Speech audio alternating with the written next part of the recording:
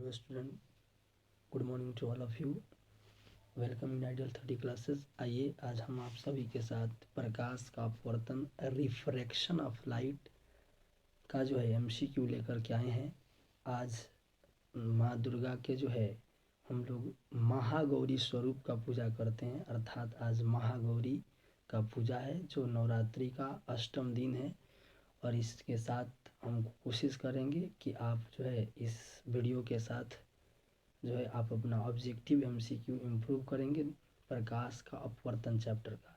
और साथ ही साथ मैं होप करता हूँ कि आप इंजॉय भी करेंगे मेरे साथ और आप बिल्कुल बने रहें। हम प्रत्येक सब्जेक्ट का जो है एमसीक्यू आपके साथ लेकर के आएंगे और इसमें जो पीडीएफ का काम चल रहा है अभी, जैसे कि मैथ्स का हो गया, संस्कृत का हो गया, हिंदी का हो गया, इस तरह का सभी चीज़ों का सभी चैप्टर वाइज जो है एमसीक्यू लेकर के आएंगे। आज हम लोग फिर से पढ़ने वाले हैं प्रकाश का अपवर्तन चैप्टर। अगर आप मेरे चैनल पर नए हैं तो सबसे पहले इस चैनल को सब्सक्राइब करें और अपने दोस्तों के पास इस वीडियो को जो है शेयर करें और लाइक ज़रूर करें। आइए हम लोग चलते हैं पहला ऑब्जेक्टिव क्वेश्चन की ओर।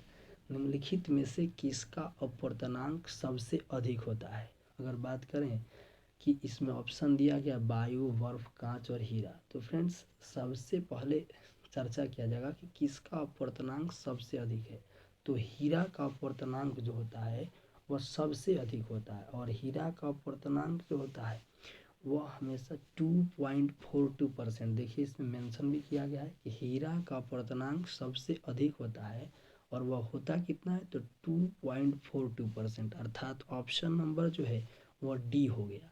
दूसरी बात, फिर से दूसरा जो है, निम्नलिखित में से कौन लेंस का आवर्धन एम बराबर होता है? तो हमने कल बताया था कि आवर्धन एम जो होता है एम बराबर यह होता है, अगर दर्पण होगा तो माइनस भी और बट्टा का यू, और वहीं लेंस होगा तो बस इसमें प्लस हो जाता है।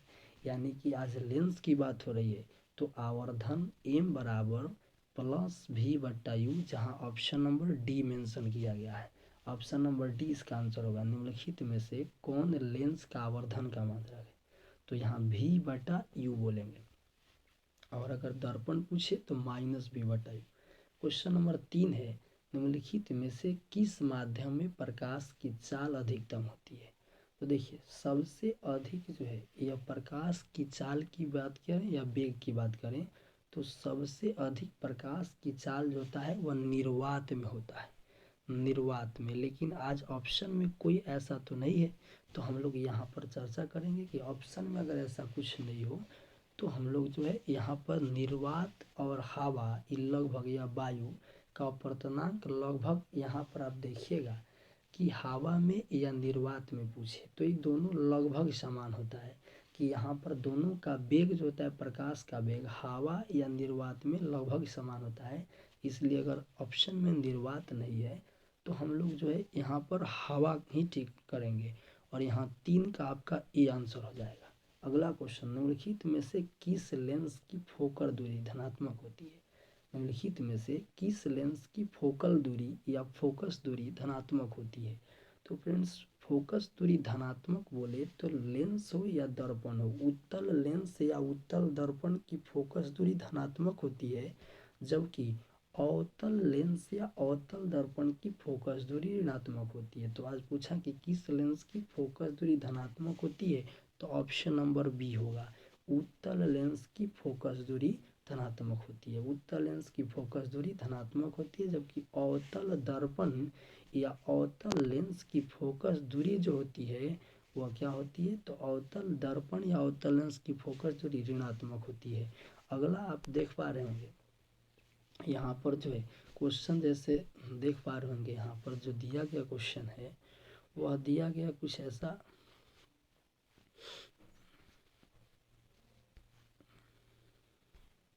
यहाँ पर अगला क्वेश्चन होगा कि अगला क्वेश्चन दिया गया कि किस लेंस द्वारा उत्पन्न आवर्धन, किसी लेंस द्वारा उत्पन्न आवर्धन का एसआई मात्रक होता है? तो हमने कल ही बताया था कि आवर्धन का एसआई मात्रक चाहे लेंस में पूछा जाए या दर्पण में पूछा जाए मात्रक विहीन होता है। तो यहाँ 5 का डी आंसर होगा, 5 का डी आंसर होगा, मात्रक विहीन। अगला है कि पानी में डूबे एक उत्तल लेंस की फोकस दूरी हवा में इसके फोकस दूरी की क्या होगी। तो याद रखेंगे, पानी में डूबे एक उत्तल लेंस की फोकस दूरी हवा में इसकी फोकस दूरी की अपेक्षा जो होता है वह कम होती है। तो यहाँ पर 6 का बी नंबर ऑप्शन जाएगा, 6 का बी नंबर ऑप्शन।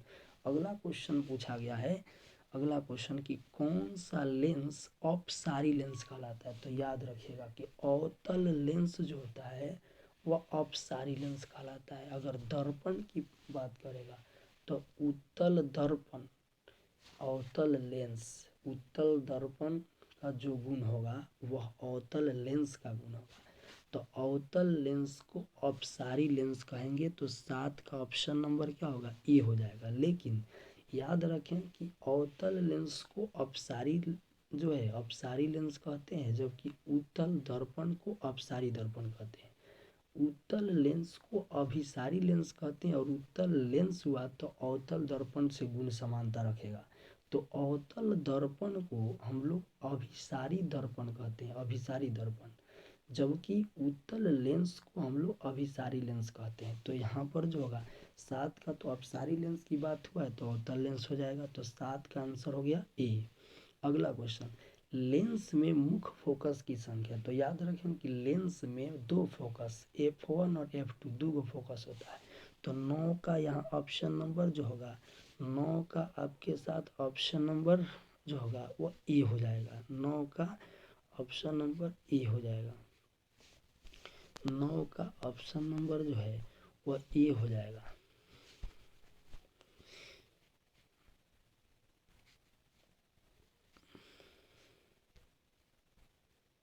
यहाँ पर देखिए, तो यहाँ पर है कि लेंस में मुख्य फोकस की संख्या कितनी होगी। तो 2, 8 का ए आंसर हो जाएगा। फिर अगला क्वेश्चन, प्रकाश के अपवर्तन के कितने नियम है। तो प्रकाश के अपवर्तन के 2 नियम है। परावर्तन पूछे या अपवर्तन पूछे तो प्रकाश के अपवर्तन के 2 नियम है।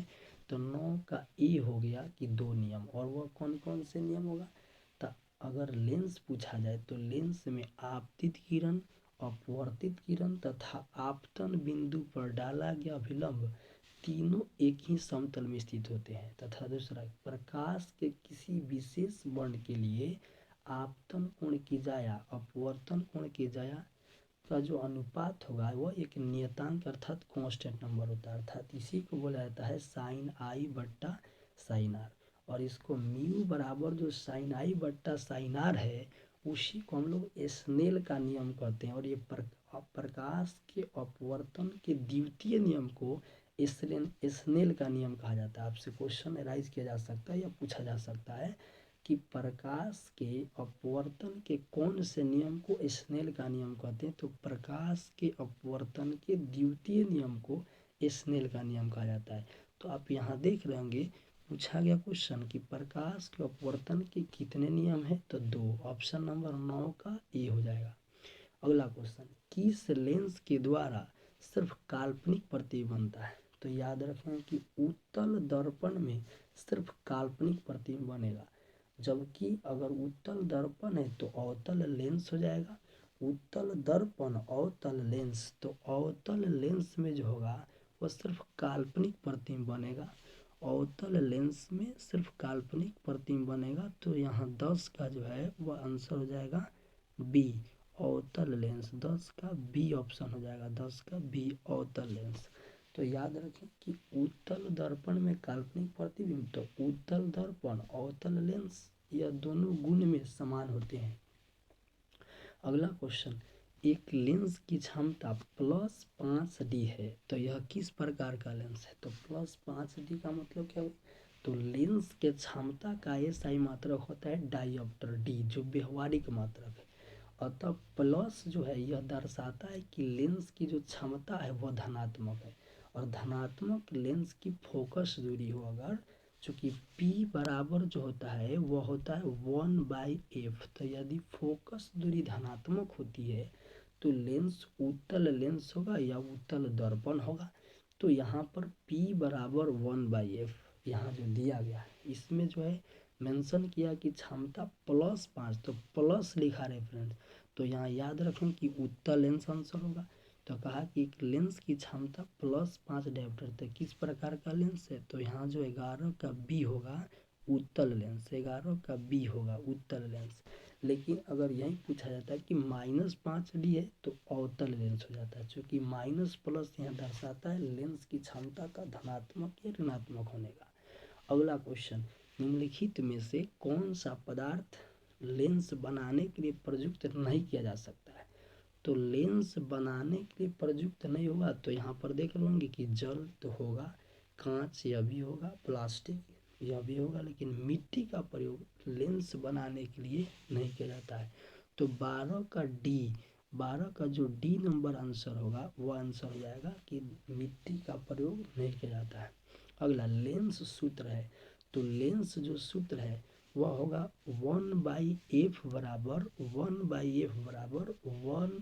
1/v minus 1/u। तो लेंस सूत्र जो होता है 1/f equal to 1/v minus 1/u होता है।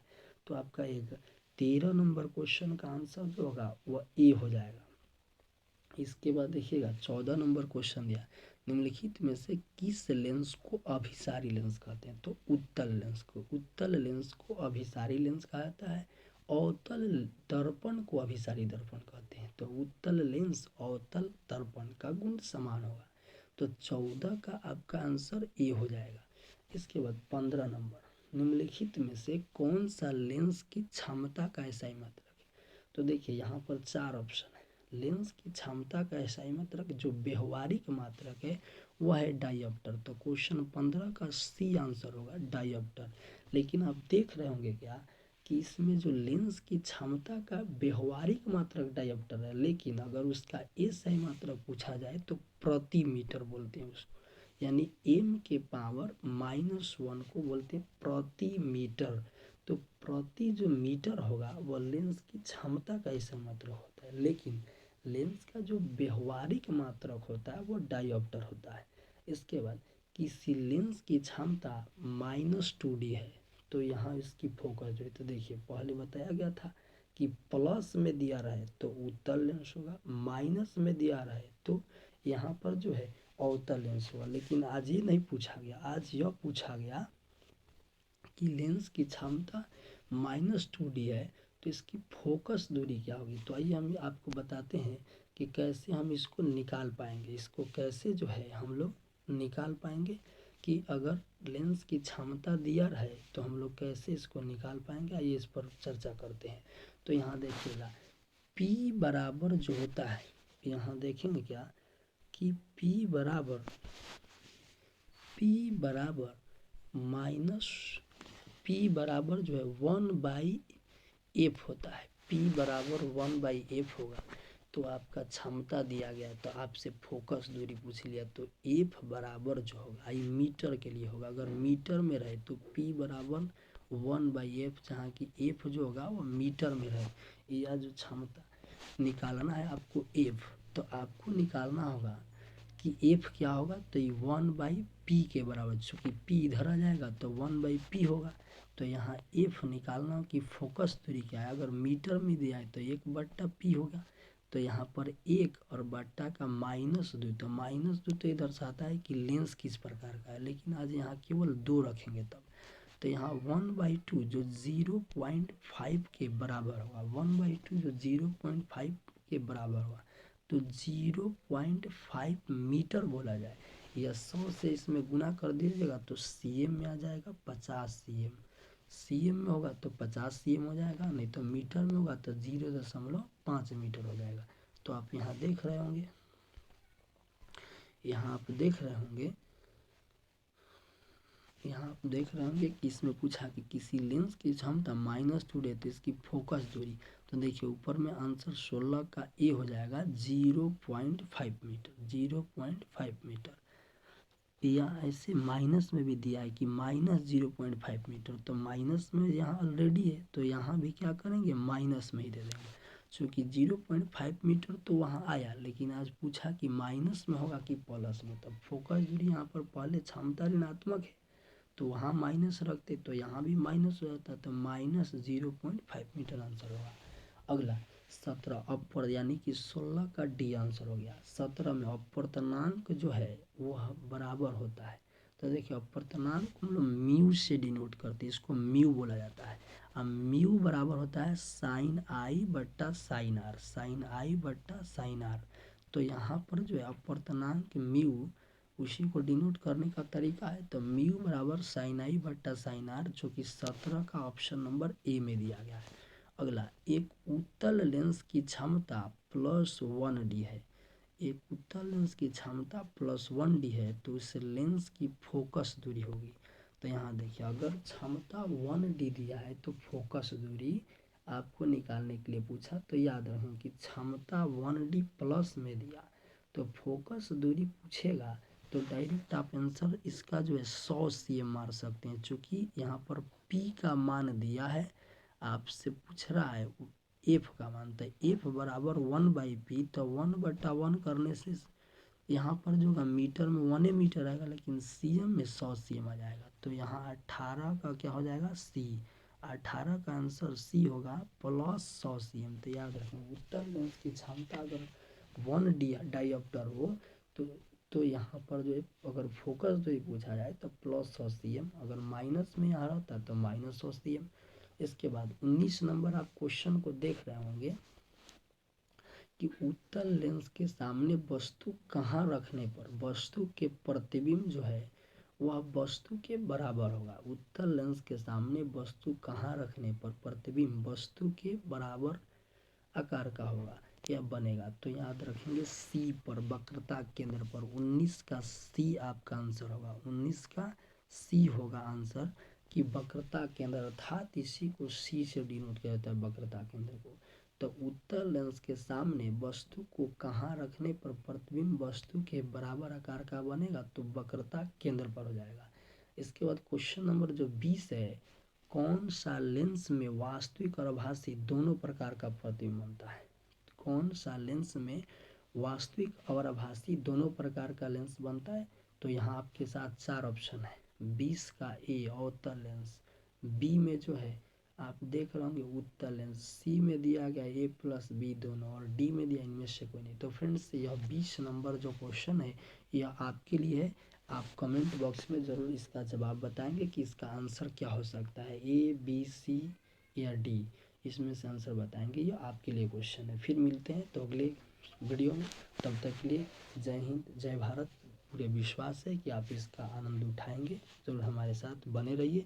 हम आपको प्रत्येक सब्जेक्ट का ऐसे MCQ लेकर के आएंगे जो आपके लिए काफ़ी इम्पोर्टेंट होगा और आपके एग्ज़ाम के लिए रामबाण साबित होगा। Thank you, bye bye to all of you.